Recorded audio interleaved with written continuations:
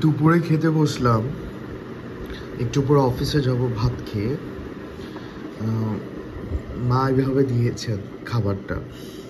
এটা হচ্ছে কলমি শাক, উপরে একটা মরিচ ভেজে দিয়েছেন, দেখেন আস্ত, সাদা ঝরঝরে ভাত। আমার কলমি শাক, পালং শাক ভীষণ পছন্দ, কেন জানি ছোটবেলা থেকে।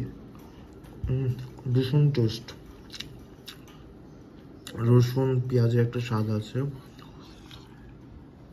আমডাল কেনা পছন্দ করে, আমডাল কেনা পছন্দ করে। এটা হচ্ছে কাঁচা আম আছে না, আমডাল দিয়ে যদি থাকে আমার অন্য কোনো তরকারি লাগে না।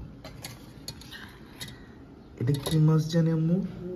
এটা রুই মাছ, মা রুই মাছ রান্না করেছে। আমরা 3 জন মানুষ, এই জন্য 3 পিস এখানে, মা বাবা আমি। সাদা ভাত। আজকে হচ্ছে